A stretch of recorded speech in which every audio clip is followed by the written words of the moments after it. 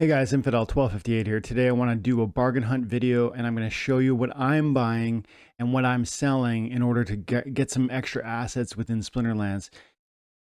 And then specifically we'll focus in on what assets are really important now and why. Okay, let's get into it. So before we do, my name is Dwayne Cunningham. I go by Infidel1258. You can just call me 12. On any video you see me do, drop a comment below with a question and your IGN. If I answer those questions later, I'll send you a thank you. Now, let's do a bargain hunt. So today I went through and I was looking at vouchers and I was like, okay, look, vouchers, $2 roughly on Hive Engine. Also DEC relatively inexpensive. Additionally, I have 100,000 SPS now. I have 1,000 vouchers stored away on my main account, plus who knows how many on my other accounts. I have enough if I want to get I have enough assets to buy 2 validator node presale licenses. And I'm starting to wonder if I want 1 or 2, but I still want at least 1 because I don't know if that's going to be profitable, but at the end of the day, I have so much confidence in what this game is doing that it's like, why would I not take a gamble on a presale? I've seen what happened before with presales, with land, with even with Chaos Legion assets or untamed assets or so on and so forth. It's like presales with this game, limited assets. It just feels like it's a smart move. So I think I'm getting 1, but that means I had a few extra vouchers. I liquidated those. I had about $600-700. Then I went through using DEC, left Hive Engine, entered Peak Monsters, my favorite marketplace, and of course I'm focused on gold foil cards. So that's what we're about here today.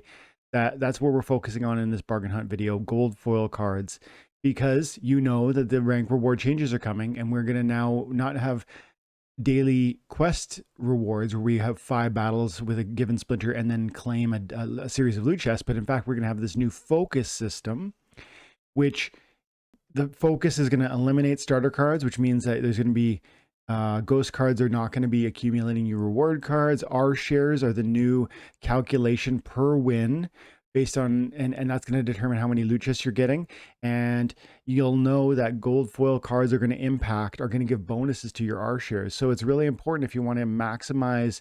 If I'm going to play in champion, I get 70,000 R shares per win on average, and I need 980,000 to get 10 chests. That's going to be actually really hard within the 30 games I'm allowed to play daily. So all that said, I need to bring bonuses to the table. Gold foil cards are going to be one of the ways that I'm bringing bonuses to the table. I'm in a guild. Hopefully I can put together some win streaks. I'm going to play alphas and betas when I can in the wild format, but in the modern format, I really need to be looking toward gold cards to extract those greater R share payouts. Because again, that's going to determine how many loot chests I'm getting. It's going to determine how effective the investment of my time and attention is. If I want to spend an hour and a half every day playing this game, getting 30 battles under my belt, every percentage of bonus I get, every gold foil card I play with is going to be 10% more bonuses to those R shares. And so you can imagine if you play a team of 6 cards plus a summoner, that's a 70% bonus on the payout available to you. If I'm going to get 70,000 R shares for just basic, but then add 70% to that, that's going to add up so much quicker. That's the point. And so then, I had some assets to sell, my vouchers. I'm convinced rank rewards is going to be meaningful and is going to require extra focus on getting bonus percentage. So I maximize that time and attention. Gold foil cards to me is one way I can really do that. And there are some really great low cost cards right now. Cards lately have been definitely spiking. I'll tell you, my assets were around $50,000 a week ago, maybe a week and a half ago. And now it's almost 70. So prices are ticking up rapidly, but gold foil cards, and I said this a month or 2 ago, gold foil cards continue to be, I think, undervalued because ultimately there's too many assets in this game for people to really buy them all up. So you're out there busy looking for a red team, somebody else is buying blue, someone else is buying green. That diversification creates a lack of focused pressure on one asset, which means that none of the prices have to necessarily spike. And then add to that, most players who play the game are newer. They're not, you haven't been here for 3 or 4 years, you've been here for 3 or 4 months. And that means that you don't even have a full kind of basic regular foil deck. That's why gold foils are largely being ignored. Those are a couple factors why gold foils are largely being ignored. And I believe, and historically gold foils were far closer to 50 to 1, 50 to 1 kind of ratio. So if you're going to spend $1 to get a specific regular foil, you probably had to spend $50 to get the gold foil equivalent. Or if you're going to spend 1 penny to get a monster of regular foil, it probably would be 50 cents to get the gold foil equivalent. We're nowhere near that right now. Right now, we're closer to like 20 or even, less in some cases. So 20 to 1. So I believe gold foil cards are going to tick up significantly. I believe gold foil cards are going to be necessary for the rank reward changes in the R share calculations. And I also believe that that some of them are just great cards that you'd rather have at that level, because it's going to give you, set aside the R shares, you're going to get more DEC from this also. Eventually you're going to get more SPS from this from having gold foils. So I went through and I was like, okay, let's look at the gold foils and let's focus. Let's bargain hunt here. How can we do this effectively? I've got about $600, I think it was, maybe $800. I don't know how much it was, but a few $100. And I thought, how can I do this effectively? It's not just this guy's cheap, this guy's cheap, this guy's cheap. These are the 3 cheapest gold foils. You might tell me, Dwayne, just buy those ones. Those are going to be the best long-term investment. I think actually that's probably a logical, it's a decent theory anyways, but that's not what I did. What I did was I started by thinking through, how can I get the most playtime out of the cards that I'm going to be buying, out of the investment, maximizing the return for the investment I'm making. I want to make sure they're cards I'm going to play a lot. So 1 million copies of Venari Heatsmith, while it might be a good long-term investment, I don't think is going to be the best way to move the needle with regard to the bonuses for the rank rewards and the R share calculations.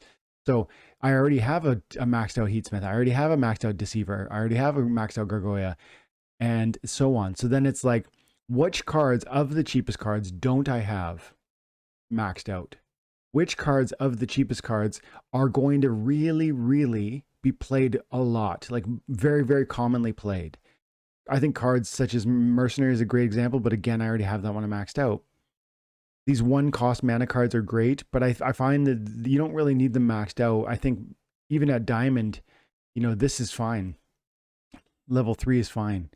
If you get it up to here, you get that extra melee, but then it's like the cost reward, right? So am I going to spend 30 or maybe $40 to get it all the way maxed out, so it gets 1 more melee and like 1 more hit point and 1 more speed? I don't think that that's the best way to spend 30 or $40. So this is a great card. If you don't have it, you're going to need, and if you want one easy way to throw an extra gold foil bonus on your team, cards like this are great. The 1 mana cost that you can just slip them in there, they'll be a meat shield, but I already have it.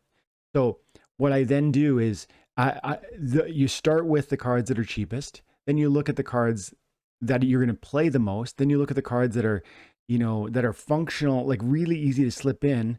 If you've satisfied those needs, you keep kind of going down the hierarchy chart of like, what would really move the needle most. For me today, what it was is looking at the neutrals first. That was the starting point, because neutrals are going to be playable, of course, with any splinter, and therefore have increased probability of reaching the battlefield, and therefore of giving me that 10% bonus. I already had Lion, I already had Hireling, Agent. I didn't have Spellsmith, but today we went through and we bought, I bought the full, I traditionally haven't liked this card, and maybe it's fair to say I still don't, but I play with Sloan, General Sloan. I have a gold foil General Sloan. This is an archery monster.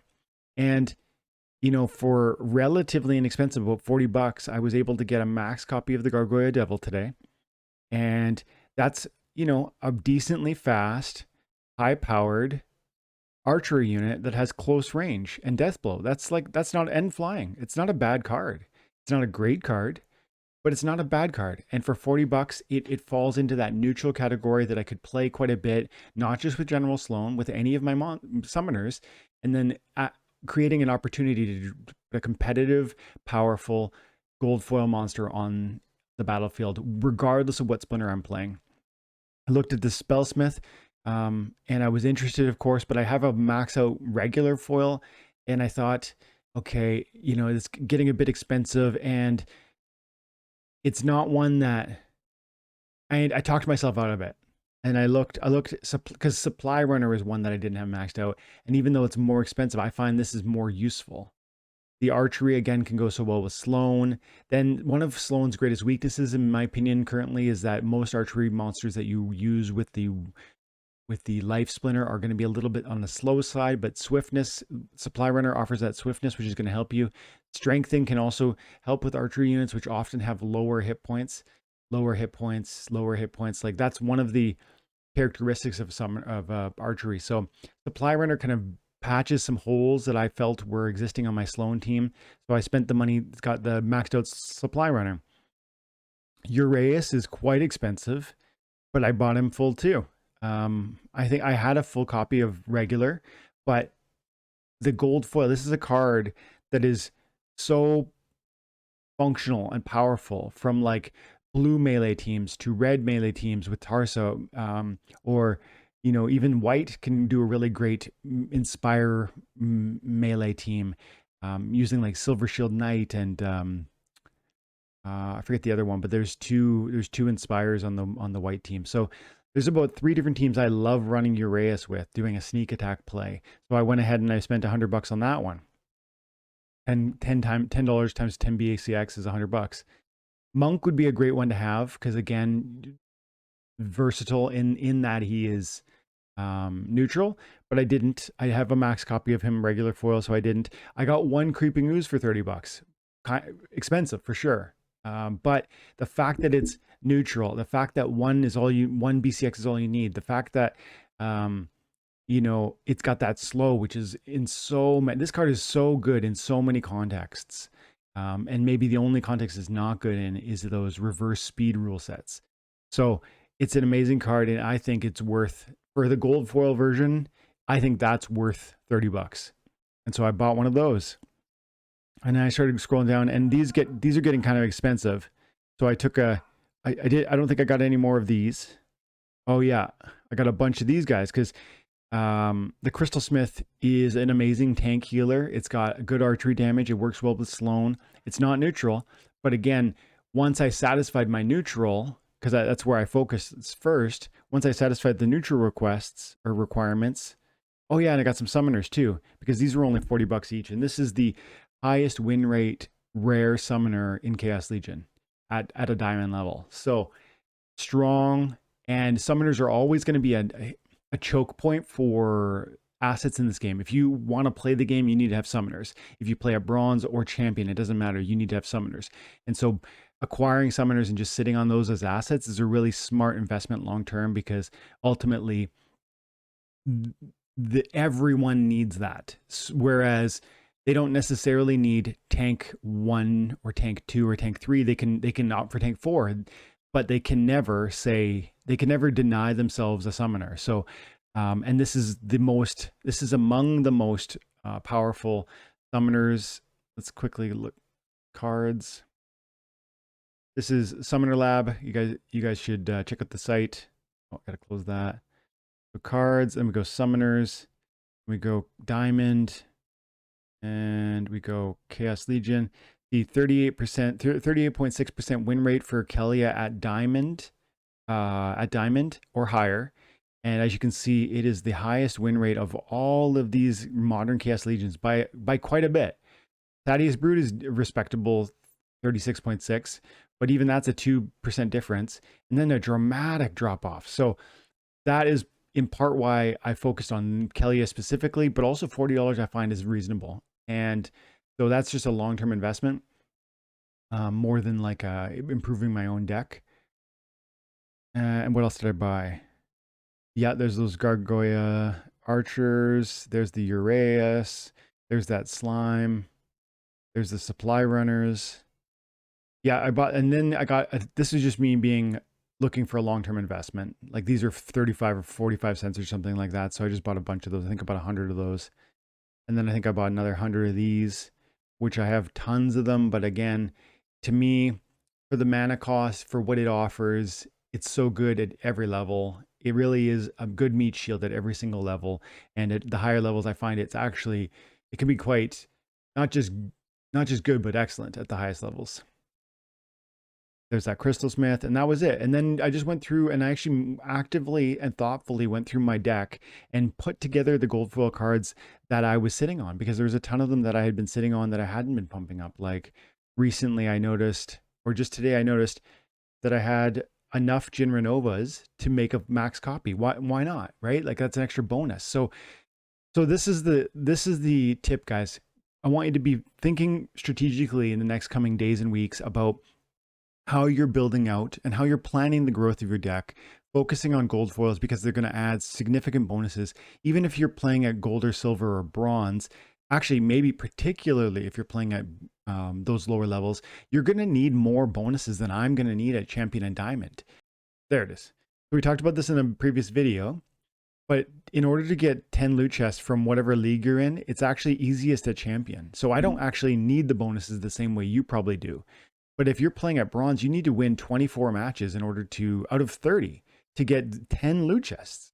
So you definitely need gold foil cards if you're playing at bronze. If you're playing at silver, it's slightly better. I think it was 19 out of 30 wins. Here, I think it was 18 or 16 out of 30 wins, 14 out of 30 wins. And I think this was 12. So the point is, the higher you play, the less gold foil card bonuses you require to really maximize your returns. But even still, I don't just want 10 chests a day, I want 30. So every gold foil card becomes more and more meaningful. So the advice to you is think about your long-term investment strategy within Splinterlands. Focus on acquiring assets that are going to increase what you're receiving for your time and attention. And gold foil cards are definitely that. And it doesn't just mean go in and buy the cheapest one. Sometimes that's the play. You come in and you just buy these top 5 could be a great start. But once you get those things under your belt, maybe it's not just those, but what's my favorite splinter? After you've filled out what's your favorite splinter, and it's going to be even amongst your favorite splinter, what cards are most important for your favorite splinter?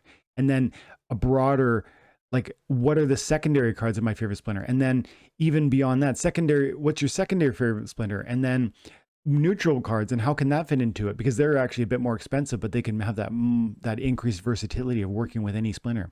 And so 1 cost manas or 2 cost manas, they can often slip in as meat shields. So even if you only have 1 BCX of them, that can be really great.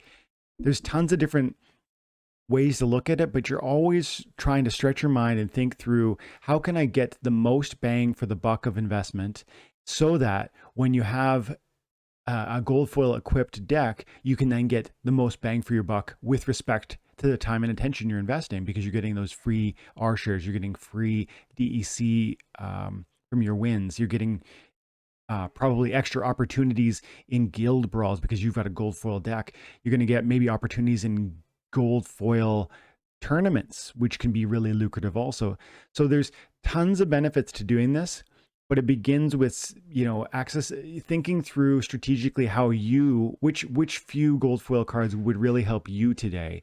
And it's going to be a different story for every one of us, but I definitely believe it's going to be helpful to every single player who takes this game seriously.